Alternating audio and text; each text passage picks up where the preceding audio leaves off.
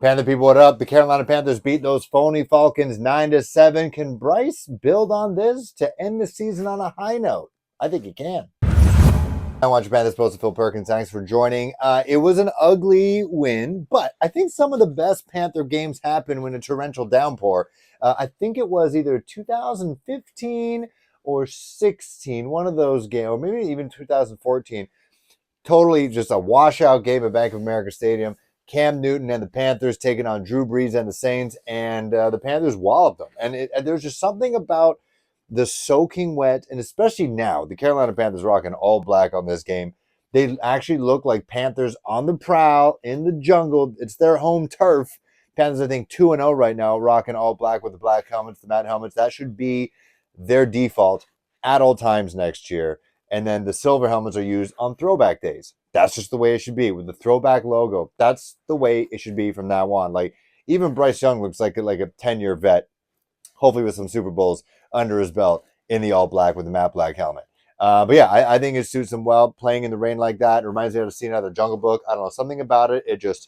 I knew a win was coming. I definitely knew there wasn't going to be a blowout because of the conditions at Bank of America Stadium.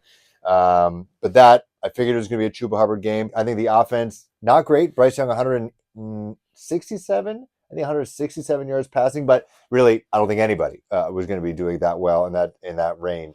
But Bryce Young, he just didn't make those critical mistakes. He did fumble the ball. He recovered it, but he made the throws he had to make. And then for the first time, it felt like in a long time, minus the Adam Thielen dropped touchdown. So the Panthers actually probably wouldn't even have needed that Eddie Pinheiro field goal if Adam Thielen just would have caught that third down pass to him in the end zone. But in the moments where they actually do the do or die, in that game-winning drive, DJ Chark made things happen, and he channeled something. He channeled some skills that I had not seen him do the entire season, like the toe drag swag situation, elongating his body, making the most of it. Bryce Young throwing him open with a back shoulder pass and him catching the ball. Like, we were literally making fun of him last week that he literally tried to catch the ball with his helmet, almost like using it as like a third hand. Just goofy stuff out of DJ Chark most of the time this year. But there he stepped up. He did awesome. Jonathan Mingo and Bryce Young, they're still creating that chemistry. Jonathan Mingo still getting looks. Terrace Marshall Jr. is no longer part of this team. I'm sorry to say. He's gone the way of Shi Smith. He's out of here. And Jonathan Mingo and Bryce Young, I think their rapport is just going to get better. I'm not comparing him to Brandon Ayuk, but Brandon Ayuk is a household name maybe this year and last year, but it took him a while to get to this point. Jonathan Mingo has the tools. He's a big dude. He's strong. He's stiff. He can always get a little bit faster. He could always work on that kind of stuff. But just that chemistry he and Bryce Young have, and that trust, I think, is just going to get better with time. And then again, I know we're always looking for a pass-catching tight end, but Tommy Tremble had a pretty good run there. He just loves hurdling dudes. He's such a bro out there. Bryce Young, remember, his very first game in the pros, 2 straight picks from Jesse Bates, and he didn't have any of those this week. So that in itself, the first game to this game, there's some progression there. And I thought he did great. I think the offensive line did awesome. I wasn't fearful for Bryce's life. He just didn't make the critical mistakes. And that's the stuff that we were all worried about because he was making all these mistakes. And there have been articles written about all week long. Is his psyche going to be damaged? Is his mental going to be hurt? Like, is he going to be damaged goods from here on out? Is he going to turn to Sam Darnold 2.0 and going to start seeing ghosts and making stupid decisions? But, we didn't see him do that. He was calm, cool, and collected. A 7 and almost 8 minute long drive, game-winning drive. Could have been a touchdown, but Chris Tabor trusted Eddie Pinheiro, and he put it between the pipes at 23 yards for a field goal there to win the game. But Bryce, he didn't make those mistakes. He made the plays, and for the first time, as I mentioned before, the wide receivers actually played for him and for the team, but for him because he was looking bad. And it started to sound like we're all making excuses for Bryce because the offensive surroundings around him were just god-awful. But it looked like we're making excuses, even though these are facts. Today, at least, his surrounding cast helped him out a little bit.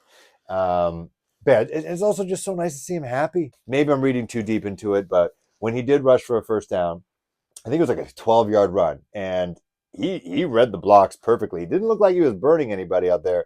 But once he got that first down, what did he do? And I know a lot of people do it, but the fact he's doing it at Bank of America Stadium, getting a first down And given the situation this week about Cam Newton and all the slander he was getting for just being Cam Newton, not what he said, but being a Cam Newton saying those things, Bryce Young is a real one. He knows talent. He knows his history. When he got that first down, what did he do? Boom. And that's the Cam thing. And I tweeted that, of all the stuff that Cam went through this week, it doesn't matter what no-show fans, casual fans think. It doesn't matter what, members of the media who are just kind of, cherry-picking Cam. It's the real ones. The players know Cam. Carolina Panthers players know Cam. Bryce knows Cam. And they both have that it. They both have it in different shapes, but they both have it. And I was talking to Edgar Samingo, and follow him on Twitter. I think it's @PanthersAnalyst. He's convincing me about a defensive-minded head coach. And if we are going to go that route, there's no one else right now that I want than Ejiro Evero. Look at what he's doing with this team. He's more healthy now, but look at what he's doing with this team. When J.C. Horn was out, Shaq Thompson has been out all year. Brian Burns was out for times. Yeturgos Matos was out. C.J. Henderson still out. Not that he's amazing, but he was out.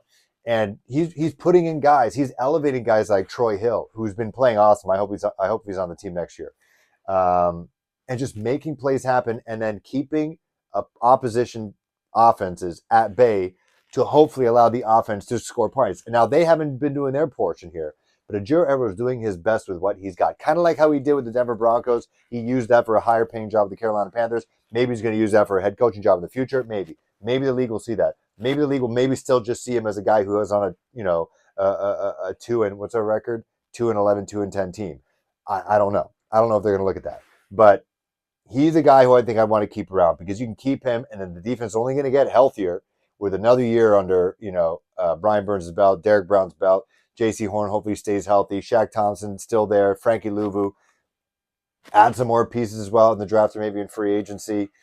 Maybe with a better offense, then these guys will hopefully get a rest and then actually can play to their potential. I can see that happening. Panthers win. We're now the first team to win just one game in this new expanded regular season schedule. Yay. Make sure to like, subscribe. Christmas just around the corner. Buy some merch. If you don't want to support Tepper, let me know. See you guys soon. I'm going to have a special guest talking to them this week, talking about off-season acquisitions. I like the way this kid thinks. I'm pretty sure he's 15 years younger than me, so he's probably going to speak English, but I'll be like, huh? But that's going to happen this week. Really excited for that. And then on to Green Bay in Charlotte, but it's really going to be like Green Bay. See you guys soon.